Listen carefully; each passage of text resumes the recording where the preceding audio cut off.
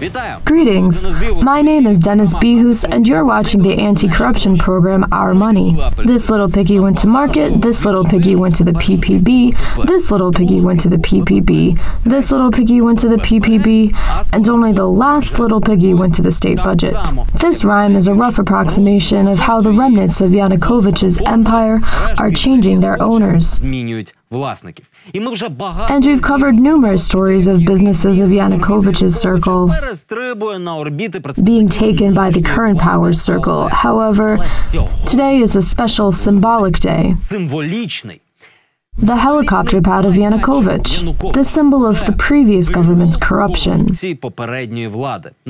Actually, it's more than a helipad. It's a giant business center, right in the center of Kiev, right by the parliament. So this symbol of corruption got a new owner. And that's not the Ukrainian state, which has been making weak attempts to seize it through court action almost since the revolution. But it's undoubtedly a big governmental figure. Well, as the local custom is, that's their manager. Next, Valeria Ivanova's report on the transient symbol of corruption and its new owner.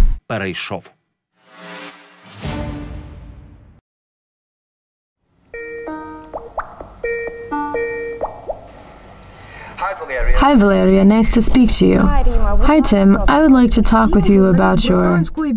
Tim is a journalist in British BBC. At the beginning of this year, he visited Kiev. He was looking for an owner of a British company he suspected of international money laundering. The owner of that company is a Ukrainian, Serhiy Moskovsky. But the journalist found him not in Kiev, but in Germany. We phoned him up on his ordinary work number and asked him whether he has significant control of Fine Road Business LLP, and if he can tell us more. He said he didn't know anything about Fine Road Business LLP and hung up on us. Almost immediately after this, we sent him a letter with a list of questions. He answered them rather quickly, saying that he actually is a stakeholder of Fine Road.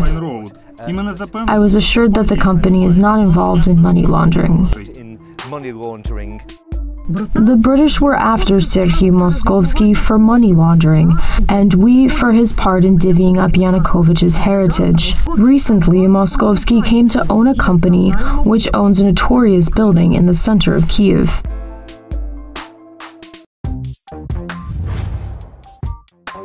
The British Fine Road Business LLP is the owner of a Ukrainian firm Amadeus Co., which owns this Parkovy complex in Kiev. Moskovsky didn't just forget some British company of his during the phone call.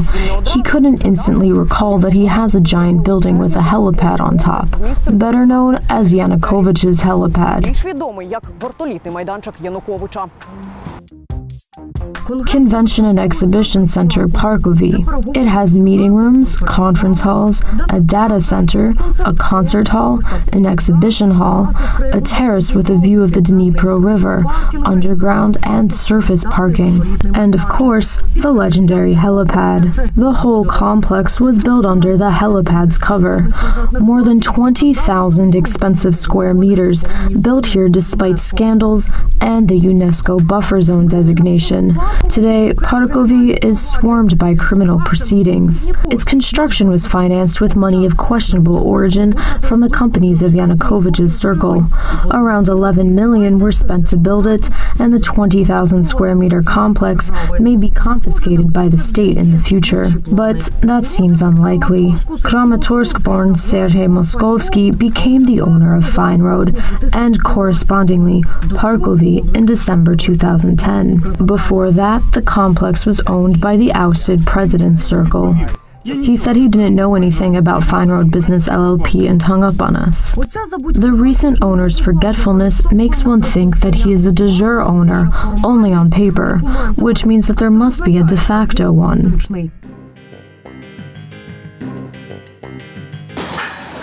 We wanted to ask you as a successful businessman whether the Parkovy complex is a good investment.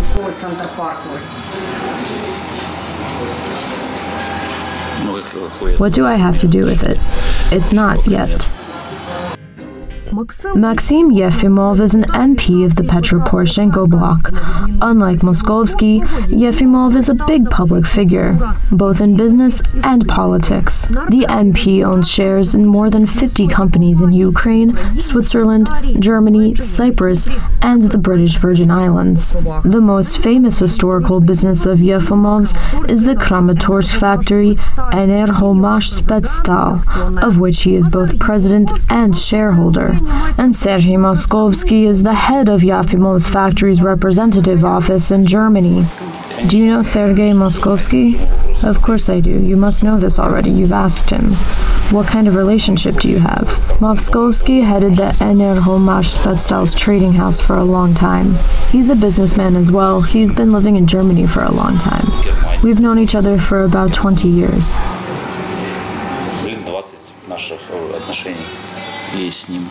So in December, Parkovy was given to a German businessman who had worked for 20 years with Yefimov, a businessman and politician of the president's team. And the MP seems to be aware of the Parkovy's activities. So there's this Parkovy complex, which doesn't have anything except a long old story, rumors, and dirt. But in reality, it's a central spot in the city, which must be developed and be a business.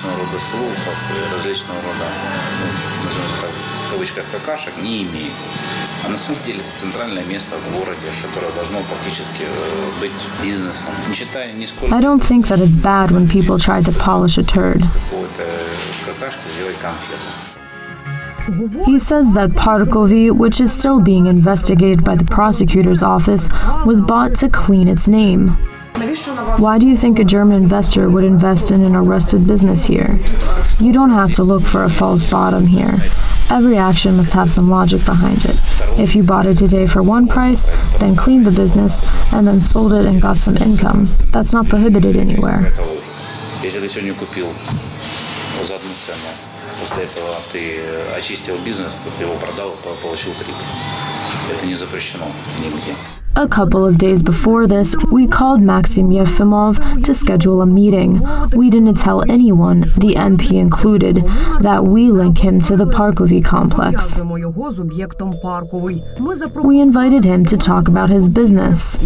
That's when the MP mentioned the controversial complex himself. What are you going to ask about? About your business, about investment in Ukrainian business. You mean the Parkovy and all the issues about the or what?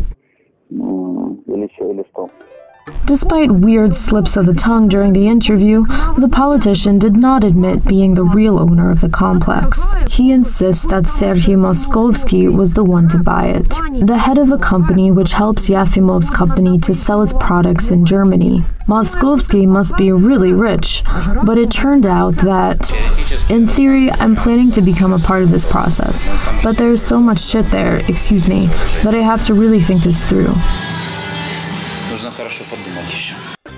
So the MP admitted having interest in Parkovy. I thought about this Parkovy complex in the long view. Only if it is cleaned of debts and bought out from the state, then it would be interesting.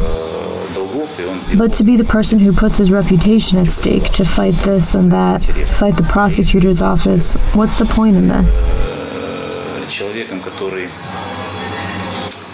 Будет свою репутацию ложить на то, что там бороться с одними, бороться с другими, бороться с прокуратурой. Какой там смысл? If I were just a common businessman, I'd look for some circumstances that would have ruined the case. But as I'm an MP currently, I value my reputation too much to do that. Это дело разваливать. Но так как этого сегодня нет, и я являюсь народным депутатом, то мне моя репутация дорого стоит. He planned to, but cherished his reputation, so his confidant became the owner. By the way, lately, Moskovsky's name started too often to appear among the owners of a number of Yefimov's companies, replacing Yefimov's, in businesses with reputation risks in the occupied Crimea. Sergei Moskovsky was given Yefimov's Crimean wind parks. So he has bought the wind farms as well? There, the Kerch wind farm, yes, there. And the Donkrembud firm with land assets in Crimea. All the Crimean firms of the MP re-registered to Moskovsky pay taxes to Russia. I offered him to have the Donkrembud because he had a hotel or something like that, and I thought he could do something like that there. I just wanted to get rid of that headache, and I trust Moskovsky. For a politician of the Petro Poroshenko Bloc, making business with Russia is toxic indeed, as is the Parkovy complex. But who is going to clean it of criminal proceedings in Ukraine? The German director, or the Ukrainian politician and businessman of the president's team? The construction of the helipad began in 2010 for Viktor Yanukovych's needs. Throughout the 2 years of construction, the helipad got an extra several floors. The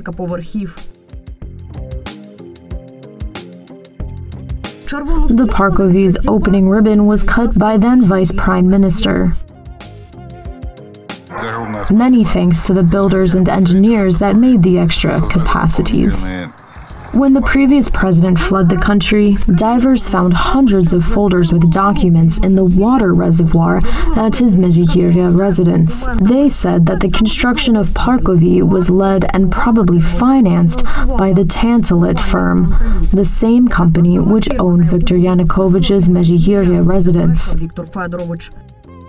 Soon after, the Prosecutor General's office began grand proceedings against Yanukovych and his milieu. One of the episodes of the case is the construction of Parkovy with dirty money and on illegally acquired land. By December 2017, there were 4 criminal cases. The main one was in the Prosecutor General's office about illegal construction. According to the main case, the then mayor of Kiev, Leonid Chernovetsky, illegally allocated the land for the helipad. More than 2 hectares by the complex are protected by the UNESCO World Heritage Convention. There was a twin case on the illegal construction in the Kiev prosecutor's office. It had the same episodes, the same matters, and the last big arrest of Amadeus Company's property was made in its framework. In the Kiev prosecutor's office case, the court arrested the Parkovy and handed its management over to the state. Until the end of the proceedings, the complex is material evidence, which must be kept safe by a state enterprise. By the prosecution's decision, it's already owned by the state. That's just not true. Parkovy didn't become state property. It had to go under state management for the time of investigation, and then it depended on the court's decision. Either it is returned to the owners or confiscated by the state. But it didn't ever go under state management. For now, the enterprise did not get the right to use the property. The state enterprise financing of infrastructure projects should have been managing the complex for 9 months by now. They say there are issues. We didn't have access to the object for a long time. The transfer took place in October. Only the objects mentioned in the court ruling were transferred.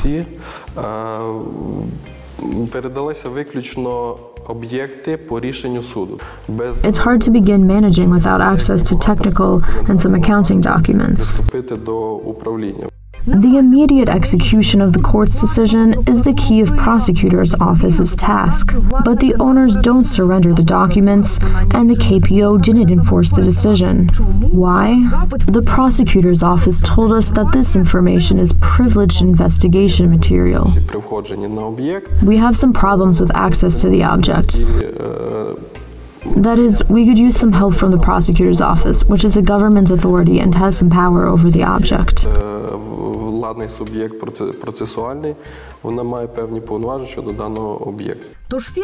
So the Amadeus firm and its new owner continue to own, operate, and profit from Parkovy. Neither the new German owner nor the new Kiev manager of the complex agreed to talk to us during the making of this report. In the context of this project, we will not be able to cooperate with you. Okay, but what's the problem? Do I have to answer that? I've answered your previous question. Maybe there are any objective reasons? No problems, no reasons. We just can't cooperate with you in the context of this interview.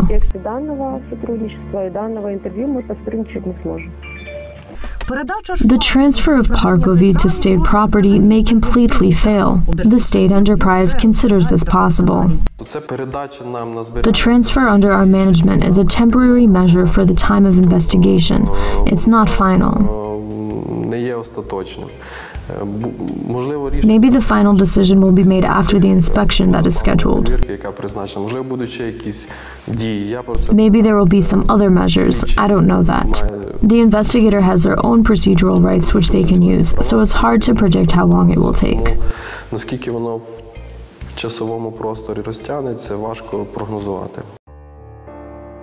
The state enterprise and the prosecutor's office are reluctant to take temporary control of the complex. Is that because Yanukovych's helipad has a new owner, who is a confidant of an MP from the Petro Poroshenko Bloc?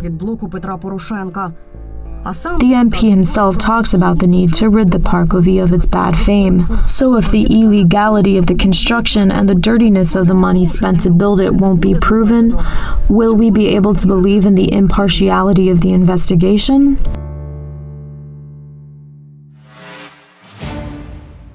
Andriy Pavelko. Andriy Pavelko. The fans know him as the head of Football Federation of Ukraine, and I can't distinguish Zinedine from Zidane. So for me, Mr. Pavelko is foremost an MP of Petro Poroshenko Bloc and the head of the Budget Committee. But Pavelko himself successfully combines both roles, and where the roles meet, that point gave rise to a monopoly that brings in millions. With one hand, Pavelko created a manufacturer of sports goods, and with the other, he gave it governmental procurement contracts for astounding amounts of money. Next, Alexander Korbatov's report about the sport of large bills. For the country, for the next generation, this is a historic moment. This is the president of the Football Federation of Ukraine, Andriy Pavelko. In March 2017, he was advertising the future factory of artificial turf for football fields across Ukraine. Only in a while will we be able to understand how important was our step today. The factory is already built. It belongs to the FFU production firm created for this by the Federation. For 6 months already, it has been selling artificial turf to ordinary and sports schools. Oleg Sorokopud has been building football fields with artificial turf for 18 years. He says that with their new factory, the Football Federation has a monopoly on the artificial turf market and gets extraordinary profits from state contracts. They dampen the prices and use their administrative influence to threaten people into buying their turf, etc.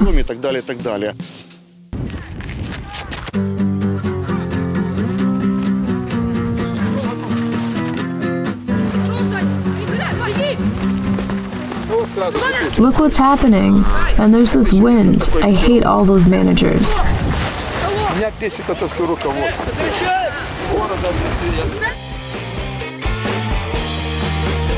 Kiev, Obolon district. The junior team Yednis trains on a gravel field.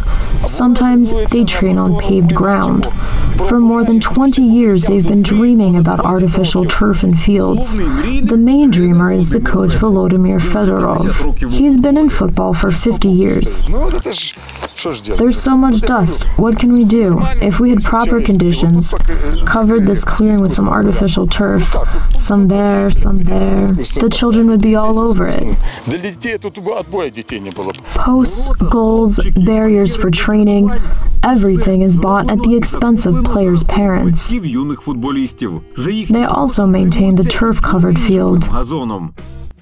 This cost us about $600. We've collected the money and are going to begin purchasing.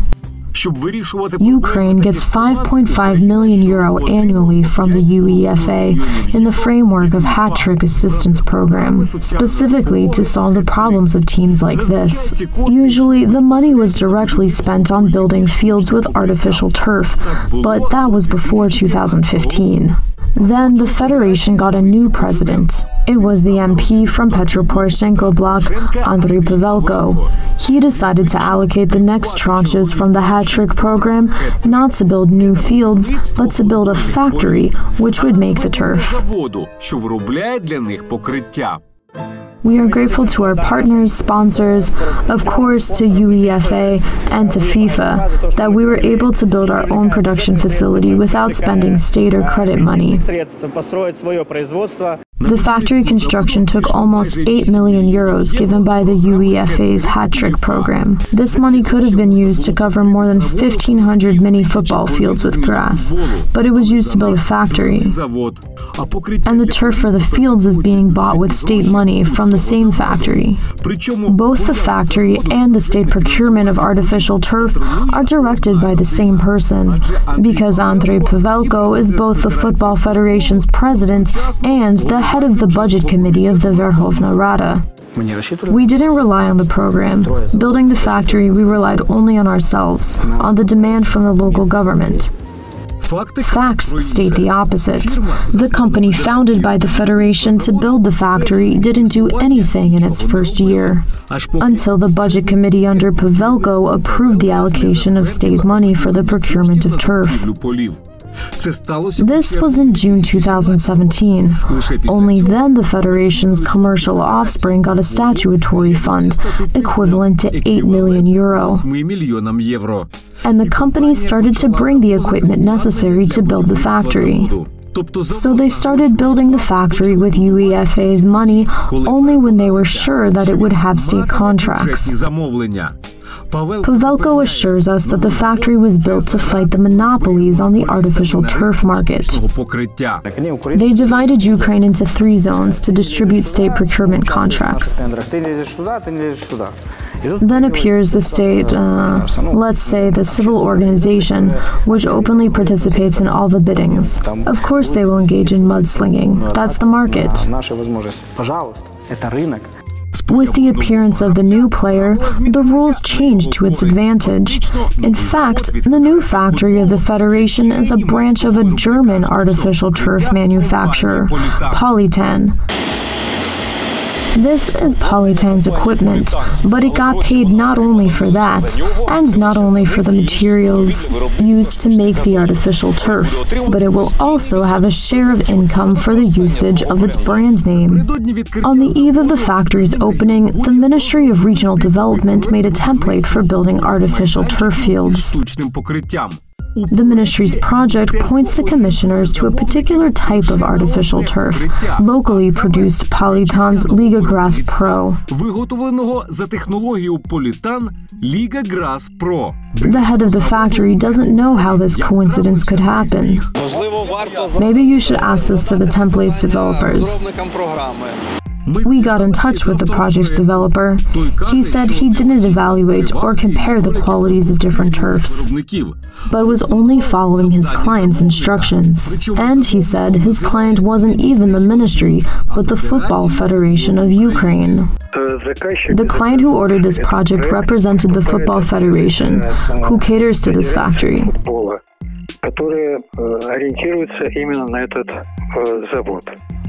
So that's what they ordered? Yes.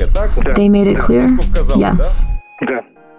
The original version of the project mentioning the Liga Grass Pro, made by the FFU production, was published on the ministry's website in November 2017, before the biddings were held. After our questions about the discriminatory conditions, the project archive was replaced. This happened on the 4th of May 2018. The new project does not mention the turf type produced by Pavelko's factory, but the bidding was already held according to the previous version.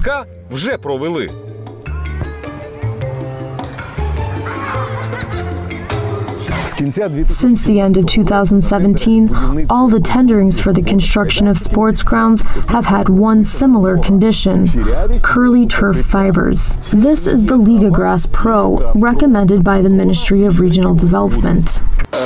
That's Polytan's system, is licensed, copyrighted. That's their scientific development. It's sturdier and requires less maintenance. Actually, the warranty on this turf is 5 years, the same as that of other manufacturers. Leonid Kaharlitsky has been building artificial turf football fields for almost 20 years. He worked with all the manufacturers and assured us that curly fibers don't have anything to do with the turf's quality, which has a number of clear criteria.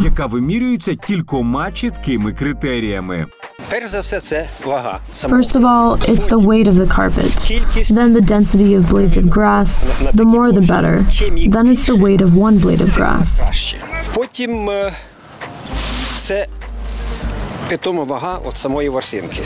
This means that the tender conditions were discriminatory from the very beginning.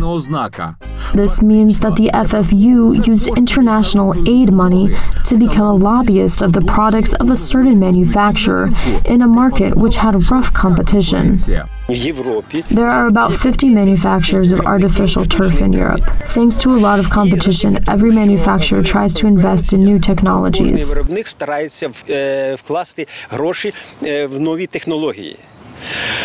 This increases the quality. At the same time, they try to decrease the cost. Kaharlitsky told us that the European artificial turf costs 12 to 14 euro per square meter, taxes and shipping included. The Football Federation demands more than 16 euros for their Ukrainian-made turf from the cheapest part of Politon's catalog, and their clients pay with taxpayer money. Our product is of much higher quality than what is offered at a cheaper price.